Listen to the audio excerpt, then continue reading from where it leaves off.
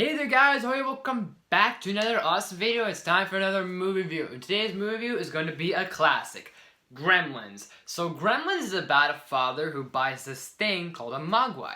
And with this Mogwai, there are very particular rules on how to take care of it. The obvious, like, don't feed it after midnight, don't give it a bath or put it in water, and don't expose it to sunlight or any light whatsoever. So this movie was behind the minds of Joe Dante, Steven Spielberg, Chris Columbus, and Jerry Goldsmith.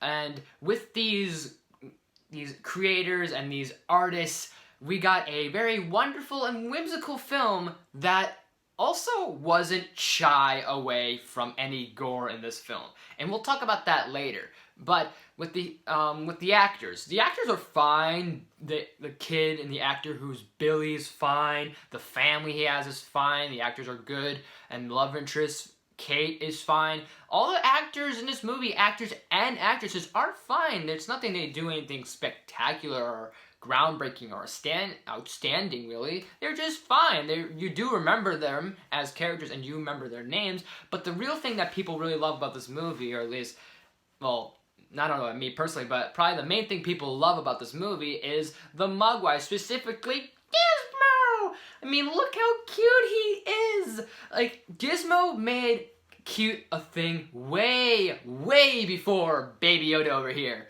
And that's right, I'm saying that right here, right now. Enough said. But anyways, back to Gizmo. Gizmo is just so, he was and is so cute. This thing, this creature, this critter. And it's a really perfect contrast of the Gremlins.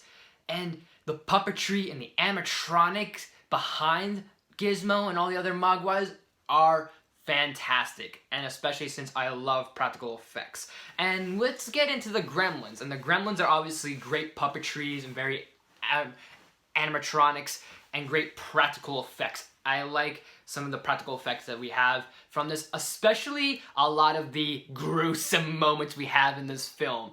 And that is saying a lot, because definitely back in the day, you could get away with a lot of stuff with a PG film. I mean, we're talking about Corey Feldman here, and Corey Feldman's in this film, and yeah, that's saying a lot.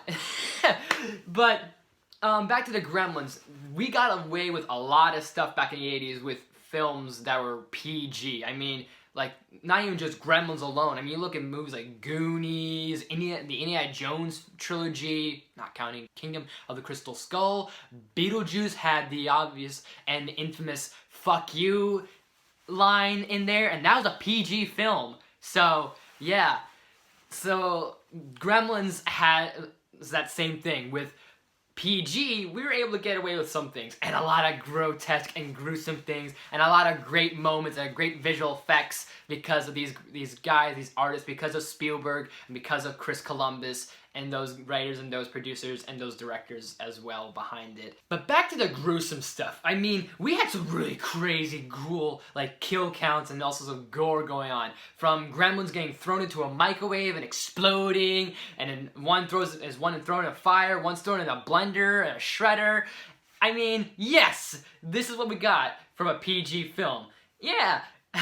Gremlins harassing an old lady to the point where they mess up her wheelchair or her electric chair and then sends her out of her house, out of the window, crashing. That screams PG family film right there.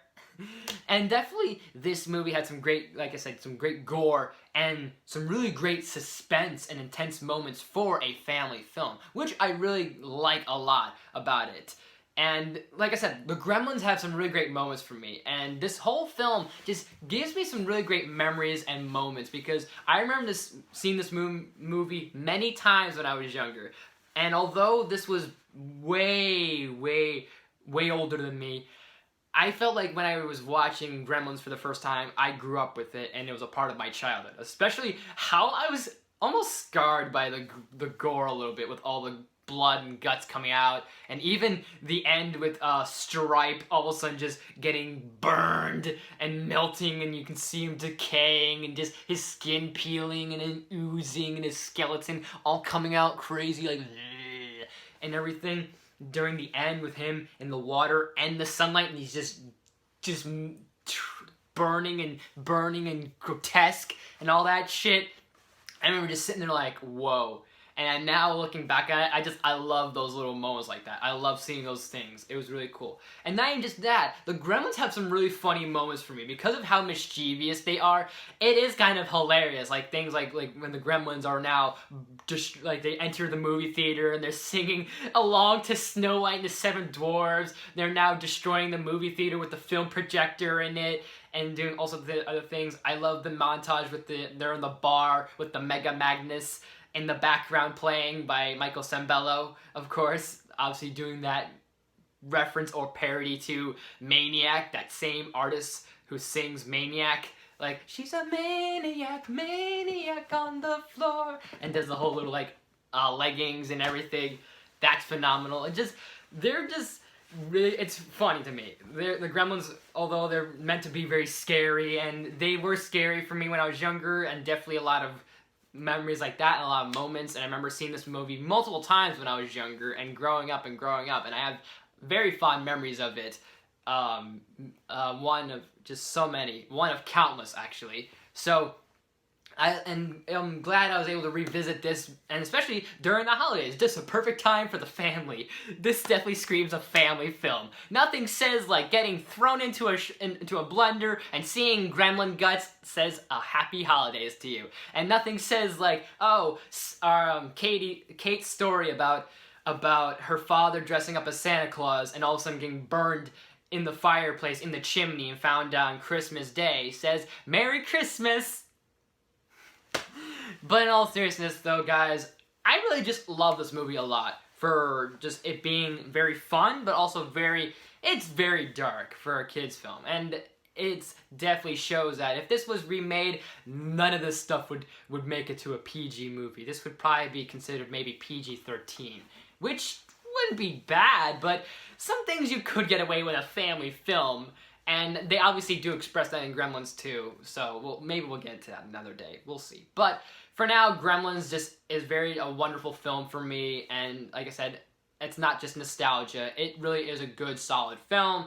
And is it perfect? It's almost pure perfect to me, not just because of nostalgia, but also just it is a good film, especially when you have someone like Spielberg involved. And sometimes Chris Columbus is okay, but however, you do feel at the end of the movie, minus the climax, you do feel at the end of the movie, it does feel a bit reminiscent of E.T.-ish, almost. And then again, sure, it does have Spielberg's fingerprints on it, and he probably will do something like that. But you do get the feeling that, not that it feels cliche, but you kind of think to yourself, like, we're kind of doing this, sort of, at the end?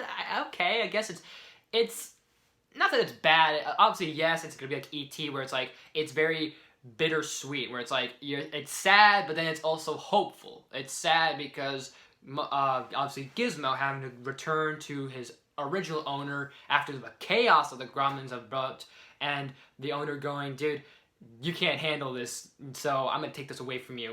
Even though it was a Christmas gift to you, I have to take this back.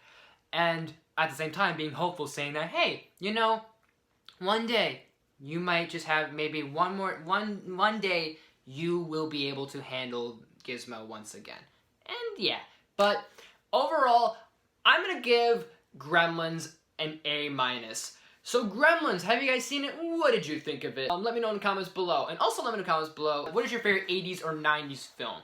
Definitely, Gremlins is up there in terms of 80s films I've seen. So yeah, it's definitely one of my favorites. I would consider it to be a Spielberg film more than a Joe Dante film, to be honest. I don't know, it just feels more Spielberg-y than anybody else is. Like, it feels like, this feels like another situation like Poltergeist, where this feels like this was more of Spielberg's hands were all over the place rather than the other writers and directors. So, sure, Joe Dante's name is printed on the film, however, this feels more Spielberg. So I want to give it to Spielberg a little bit more and say this is a Spielberg film, in my opinion, but that's just me. Unless you guys disagree or agree, let me know as well.